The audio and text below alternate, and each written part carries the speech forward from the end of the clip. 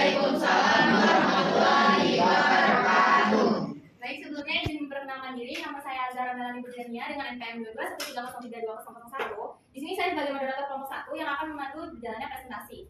Baik, di sini saya bersama rekan-rekan saya yaitu perkenalkan, nama saya Mega Astuti dengan NPM 2213032002 sebagai pemateri pertama. Perkenalkan, saya Rifana Naziza NPM 2213032038. Perkenalkan, saya Rifana Naziza dengan NPM 2213032003. Perkenalkan diri, nama saya Rahma Isnawati dengan NPM 2213032020 sebagai presentasi keempat. Baik, izin perkenalan diri, nama saya Novel Dabai Rahmal dengan NPM 22130320. Di sini saya sebagai presentator. Izin memperkenalkan diri, nama saya Asifah Kaliha dengan NPM 2213032039. Baik, kami akan mempresentasikan hasil kerja kami yaitu studi politik dan pendekatan-pendekatan dalam ilmu politik yang akan dijelaskan oleh rekan saya, Mega. Hakikat politik sebagai ilmu pengetahuan. Politik adalah art of government atau seni pemerintahan yang berasal dari bahasa Yunani. Ada rakyat sebagai pemegang kekuasaan tertinggi yang memberikan mandat kepada pemerintah untuk melaksanakan kebijakannya. Jadi, dengan kata lain, studi politik mengkaji tentang persoalan kekuasaan yang rakyat itu memberikan wewenangnya kepada pemerintah untuk melaksanakan kebijakannya sesuai dengan konsekuensinya. Ada pokok pikiran yang ditulis oleh Aristoteles dalam buku The Father of Politics Principles yang menulis buku tentang etik dan politik, sedangkan Plato yang menulis tentang republik dan law. Dari kedua filosofi tersebut mengkaji tentang pendekatan kesejahteraan rakyat, yaitu ke bagaimana negara dan rakyat yang seharusnya bertindak bagi kebaikan dunia. Selanjutnya akan dibacakan oleh rekan saya Ima. Mengenal studi politik. Ilmu politik merupakan sebuah kegiatan di dalam sistem politik atau negara yang menyangkut proses untuk melaksanakan tujuan-tujuan sistem tersebut. Politik telah lama diakui sebagai sebuah disiplin ilmu pengetahuan sosial yang berdiri sendiri, karena politik dinilai telah memenuhi kriteria sebagai disiplin ilmu dan perlu digarisbawahi bahwa salah satu syaratnya yaitu adanya objek karena bersifat umum dan merupakan topik yang dibahas secara global tentang pokok persoalan atau subject matter. Sedangkan objek formal lebih bersifat khusus dan spesifik karena merupakan pusat perhatian atau focus of interest suatu disiplin ilmu pengetahuan. Fokus objek kajian ilmu politik menurut ahli yang pertama menurut Roger of Southall, yaitu ilmu politik ada kekuasaan dan pembagian pendudukan. Yang ketiga menurut Kioske Michel, yaitu ilmu politik mempelajari pengambilan keputusan kolektif. Yang keempat menurut Hungerwell, yaitu ilmu politik menelaah tentang kebijakan pemerintah, proses dibentuknya ataupun akibat-akibatnya. Yang kelima menurut Herman Maxwell, yaitu ilmu politik mempelajari masalah siapa mendapat apa, kapan dan bagaimana. Baik, selanjutnya akan dibacakan oleh rekan saya, Rifka. Objek kajian studi politik. Objek adalah sesuatu yang menjadi pokok pembicaraan. Objek merupakan apa yang akan diamati, diteliti, dipelajari, dan dibahas. Di sini ada 4 objek kajian studi politik, yaitu yang pertama negara, kedua kekuasaan, ketiga kompromi dan konsus, dan yang keempat yaitu pembagian dan alokasi. Menurut Roger F. Sultan dalam bukunya Introduction to Politics mengatakan bahwa ilmu politik mempelajari negara, tujuan-tujuan negara, dan lembaga-lembaga yang akan melaksanakan tujuan-tujuan itu, hubungan antara warga negara serta hubungan negaranya. Kekuasaan di sini merupakan fokus perhatian dari studi politik. Seorang sarjana ilmu politik tertuju pada perjuangan untuk mencapai kekuasaan, mempertahankan kekuasaan, melaksanakan kekuasaan, atau pengaruh atas orang lain, atau menentang pelaksanaan kekuasaan itu sendiri. Kompromi dan konsensus politik dianggap sebagai suatu cara untuk menyelesaikan sebuah konflik atau resolusi konflik melalui kompromi dan negosiasi dibanding melalui kekuatan atau aplikasi kekuasaan secara nyata menurut Bernard Crick dalam In Defense of Politics tahun 1993. Pembagian dan alokasi. Pembagian atau distribution dan alokasi dimaksud di sini adalah sebagai pembagian dan penjatahan nilai-nilai value dalam masyarakat. Selanjutnya akan disampaikan oleh rekan saya, Ahmad. Materi berikutnya yaitu pendekatan tradisional. Jika kita mendengar kata tradisional, mungkin yang ada di pikiran yaitu cara berpikir dan bertindak yang masih memegang teguh pada norma dan adat kebiasaan terdahulu. sama halnya dengan pendekatan tradisional ini. Pendekatan ini lebih banyak menggunakan ulasan sejarah pada masa lampau dan bersifat normatif dengan mengasumsikan norma demokratik dari Barat. Pendekatan ini meliputi beberapa metode analisa politik yang mulai populer di kalangan ahli di Amerika Serikat pada sekitar abad ke-19. Peneliti pendekatan ini juga tidak meneliti apakah lembaga kenegaraan memang terbentuk dan berfungsi seperti yang diuraikan dalam naskah-naskah resmi kenegaraan. Bahasannya pun mengenai sifat dari undang-undang dasar, masalah kedaulatan, kedudukan, dan kekuasaan formal, serta yuridis dari lembaga-lembaga kenegaraan. Lembaga-lembaga kenegaraan ini seperti parlemen, badan eksekutif, badan yudikatif. Dengan demikian, pendekatan ini mencakup unsur legal maupun internasional. Seiring dengan berjalannya waktu, para ahli politik yang tidak puas atau tidak setuju dengan pendekatan ini melakukan pendobrakan terhadap pendekatan dan akhirnya timbul pendekatan baru. Selanjutnya akan disampaikan oleh rekan saya Nopal. Baik, di sini saya akan menjelaskan mengenai hakikat perilaku. Manusia dalam pandangan para behavioris merupakan seorang makhluk yang pasif dan mekanistis. Jadi, sebagai sesuatu yang dapat dibentuk dan diprogram sesuai dengan keinginan lingkungan yang membentuknya.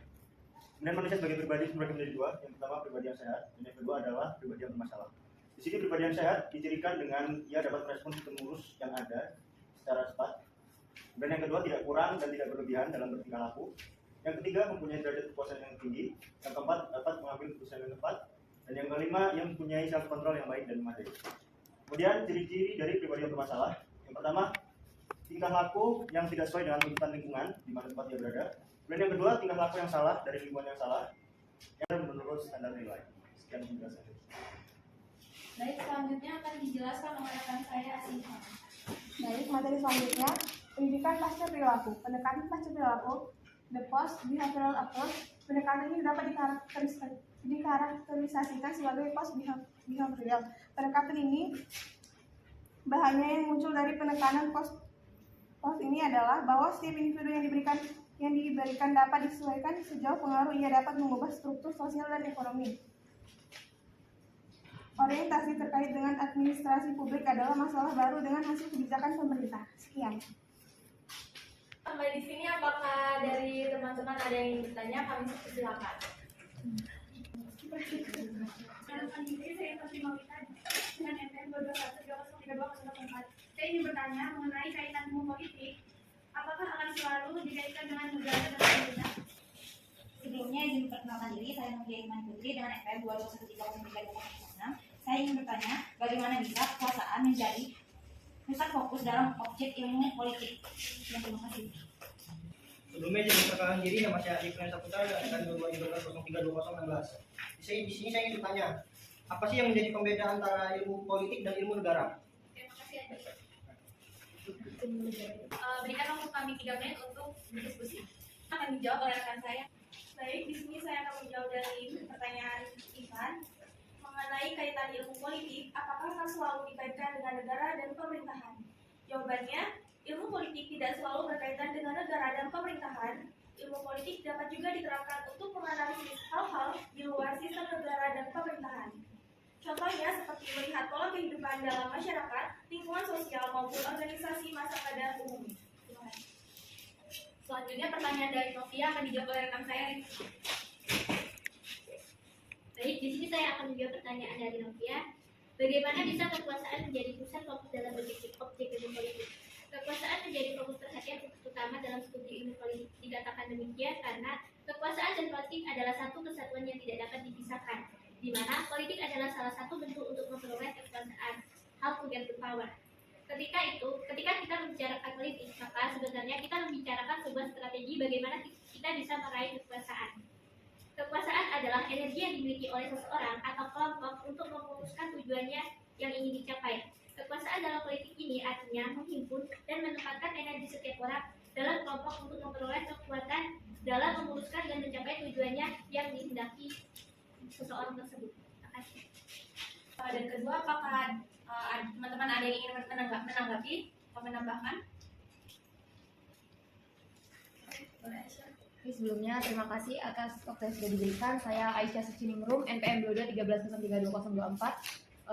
akan menambahkan sedikit jawaban dari pertanyaan Novia, di mana kekuasaan bisa menjadi objek politik. Seperti yang sudah dijelaskan rekan Rifka, bahwa tadi di PowerPoint itu sudah tertera bahwasanya objek kajian politik adalah negara, kekuasaan, kompromi, pembagian, dan alokasi. Jadi di mana yang sudah dijelaskan dan sudah dipaparkan tadi seharusnya bisa dikaji terlebih dahulu sebelum bertanya. Jadi pertanyaan itu bukan yang jawabannya sudah ada di presentasi tadi, melainkan pertanyaan yang bisa memunculkan ide-ide baru atau jawaban-jawaban yang tadi sudah dipresentasikan seperti itu.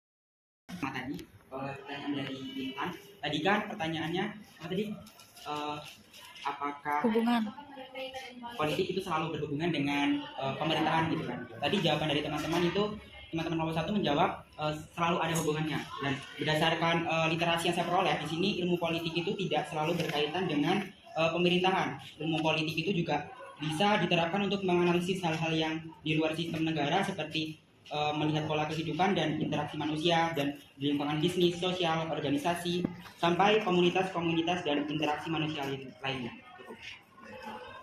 Itu menurut siapa ada? Kutipan dari siapa enggak?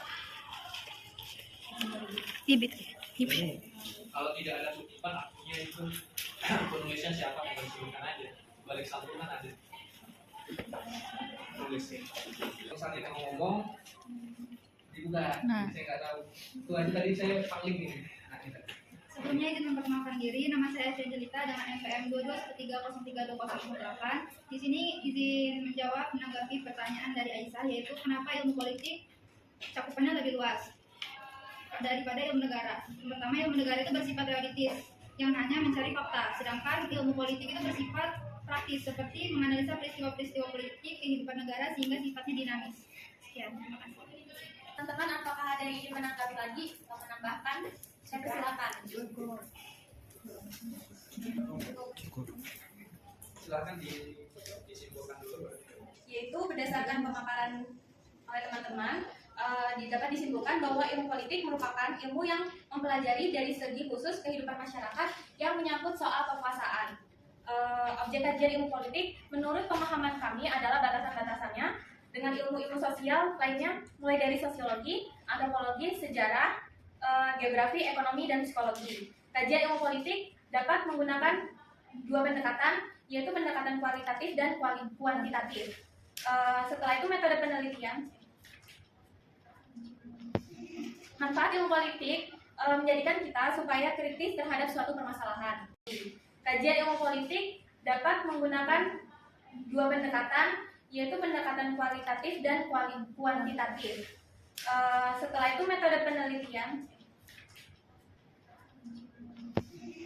Manfaat ilmu politik menjadikan kita supaya kritis terhadap suatu permasalahan.